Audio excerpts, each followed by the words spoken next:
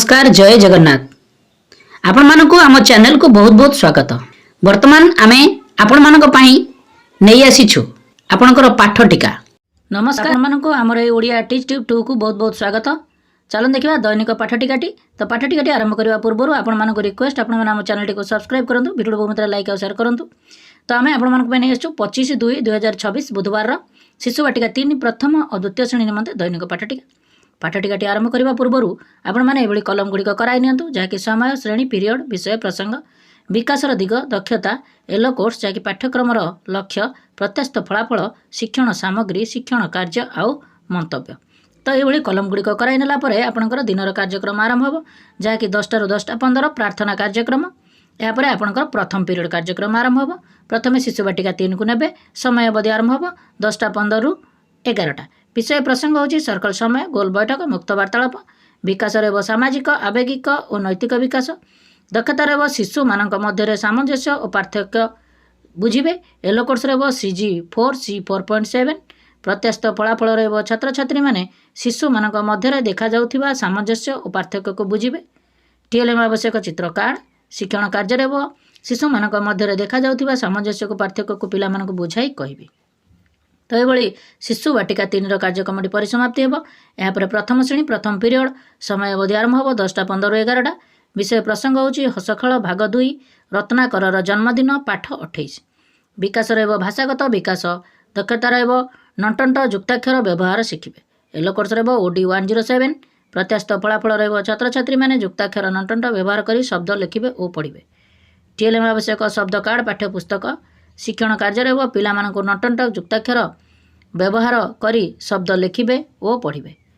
एभली आपनकर प्रथम श्रेणी कार्यक्रम परिसमाप्ति हो। यापर द्वितीय श्रेणी प्रथम पीरियड समय अवधि आरंभ हो 10:15 ରୁ 11ଟା।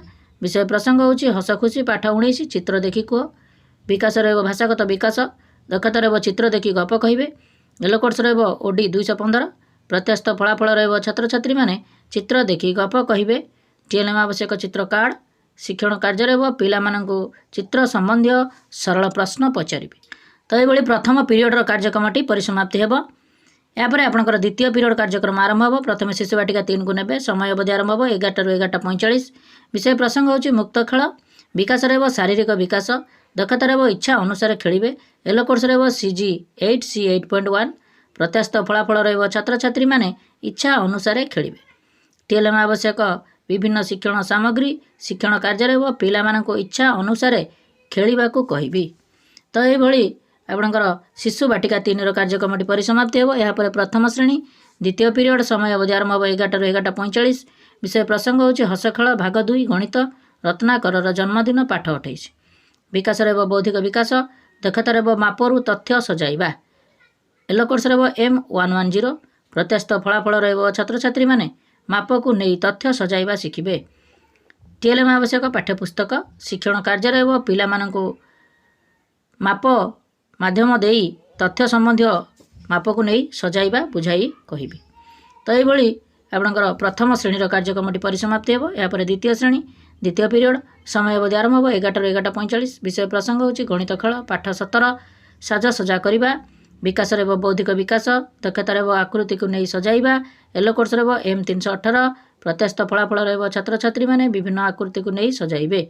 TLM आवश्यक GK किट पाठ्यपुस्तक शिक्षण कार्य रह पिला मानको विभिन्न आकृति को नहीं सजाइबा शिखाइबी। तो ये आपणकर द्वितीय पीरियड कार्यक्रम परिसमाप्ति हो। यापर तृतीय पीरियड प्रथम शिशु वाटिका 3 को नेबे समय अवधि आरंभ हो 11:45 ରୁ 12:45 विषय प्रसंग होची संख्या और परिवेश ज्ञान विकास रह बौद्धिक विकास दक्षता रह सांख्यिक मानर धारणा एलो कोर्स रह CG8 C8.5 प्रत्याशित फलाफल रह छात्र छात्री माने सांख्यिक मान को बुझे।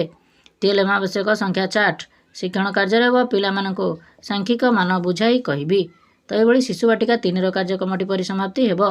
यापर प्रथम श्रेणी तृतीय पीरियड समय अवधि आरंभ हो 11:45 ରୁ 12:45 विषय प्रसंग होची गणित कार्यपुस्तिका मुख्यांश को बुझे विकास रह बौद्धिक विकास दक्षता रह पुनरालोचना करेंगे एलो कोर्स रह ILM 4.12 प्रत्याशित फलाफल रह छात्र छात्री माने कार्य फर्द पुनरालोचना करेंगे। TLM आवश्यक कार्यपुस्तिका शिक्षण कार्य रह पिला मानकर कार्य फर्द को पुनरालोचना कराइबे। तो ये ଆପଣଙ୍କର ପ୍ରଥମ ଶ୍ରେଣୀର କାର୍ଯ୍ୟକ୍ରମଟି ପରିସମାପ୍ତି ହେବ। ଏହାପରେ ଦ୍ୱିତୀୟ ଶ୍ରେଣୀ ତୃତୀୟ ପିରିୟଡ଼ ସମୟ ଅବଧି ଆରମ୍ଭ ହେବ 11:45ରୁ 12:45। ବିଷୟ ପ୍ରସଙ୍ଗ ହେଉଛି ଗଣିତ। କାର୍ଯ୍ୟପୁସ୍ତିକା ମୁଖ୍ୟାଂଶକୁ ବୁଝିବେ। ବିକାଶରେ ହେବ ବୌଦ୍ଧିକ ବିକାଶ। ଦକ୍ଷତାରେ ହେବ ପୁନରାଲୋଚନା କରିବେ। ଏଲୋ କୋର୍ସରେ ହେବ ILM 5.14। ପ୍ରତ୍ୟାଶିତ ଫଳାଫଳ ରହିବ ଛାତ୍ରଛାତ୍ରୀମାନେ କାର୍ଯ୍ୟ ଫର୍ଦ୍ଦ ପୁନରାଲୋଚନା କରିବେ। TLM ଆବଶ୍ୟକ କାର୍ଯ୍ୟପୁସ୍ତିକା। ଶିକ୍ଷଣ କାର୍ଯ୍ୟରେ ହେବ ପିଲାମାନଙ୍କର କାର୍ଯ୍ୟ ଫର୍ଦ୍ଦକୁ ପୁନରାଲୋଚନା କରାଇବି। ତ ଏଇଭଳି ତୃତୀୟ ପିରିୟଡ଼ର କାର୍ଯ୍ୟକ୍ରମଟି ପରିସମାପ୍ତି ହେବ।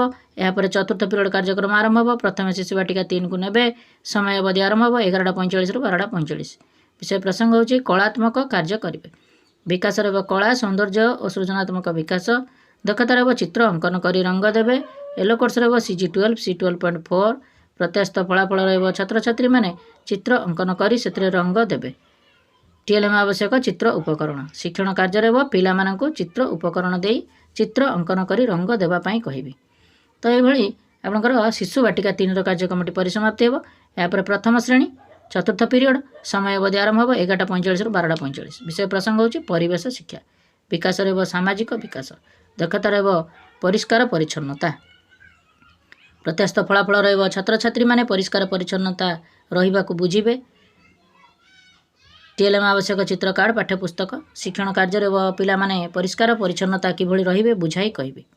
ତ ଏଇଭଳି ପ୍ରଥମ ଶ୍ରେଣୀର କାର୍ଯ୍ୟକ୍ରମଟି ପରିସମାପ୍ତି ହେବ। ପ୍ରଥମ ଶ୍ରେଣୀ ସହିତ ଚତୁର୍ଥ ପିରିୟଡ଼ରେ ଦ୍ୱିତୀୟ ଶ୍ରେଣୀର କାର୍ଯ୍ୟକ୍ରମ ସମାନ ରହିବ।